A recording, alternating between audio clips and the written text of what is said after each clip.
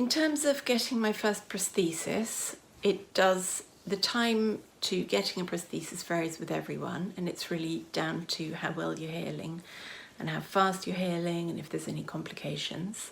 So I think the main thing is not to have too high expectations of your first prosthesis, of your first socket, because remember, this socket won't be your only socket. As you heal post-operatively, your leg will shrink, the swelling will go down, and you'll need to have new sockets made for you reasonably regularly. For some people it's once every 1, 2, 3 months. Other people go a little longer. But you will have to keep getting sockets remade.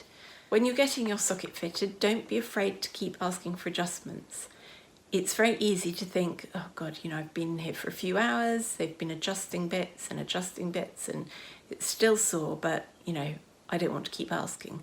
It's really important you keep asking until your socket is at least comfortable to leave the building. One thing to remember is always to ask if something's not right. If you're in pain, if something's digging in, ask what the prosthetist can do about that. Sometimes it'll be padding, sometimes it'll be shaping, but often they have an answer that you might not have thought of, so it's always worth asking. I started physio at the hospital the day after the amputation.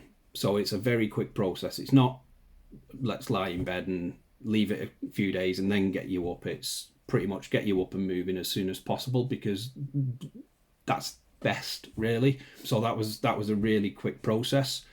Started off in a wheelchair, gave freedom to go up and down the corridor and annoy the nurses at the nurses' station for a bit. And the following day progressed onto crutches and taking steps using crutches, safely getting up and down the stairs, using my bum, using the crutches, and that sort of way of being able to move around safely with either crutches or wheelchair.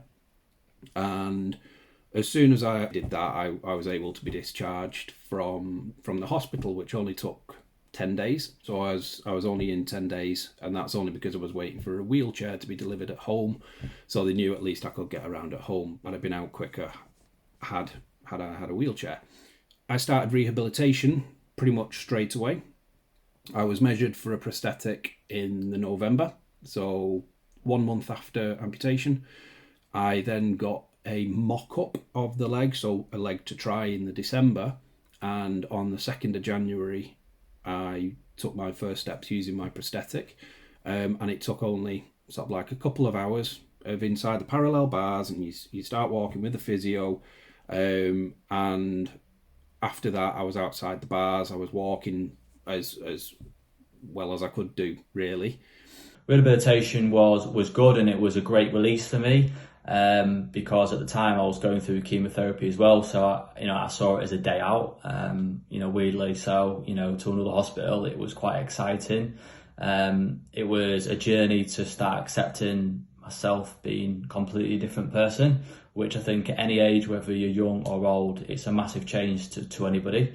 So it was a positive experience. The NHS were great, and those specialty units over there, which is brilliant, and I'll talk about it in a moment, but I use sport as a rehabilitation. So I picked up wheelchair tennis, played some golf, and for me sport is the biggest and the most positive impact it's had on my life. And I owe everything to sport, for what getting through the difficult times that I did all those years ago. And sport will forever be seen as really important in my life to be able to get through the tough and the hard times, really. Try not to be in too much of a hurry.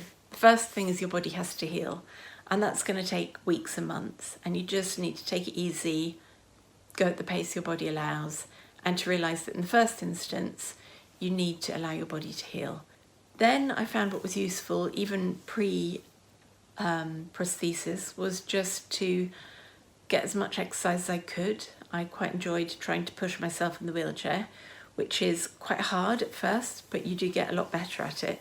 There's a good sense of triumph when you can complete your daily walk in a wheelchair without assistance.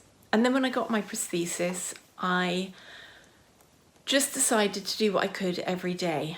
Wear it for as long as it's comfortable or as long as you're advised, and just potter around on it. I spent a long time walking about inside initially, pottering, first with the help of crutches.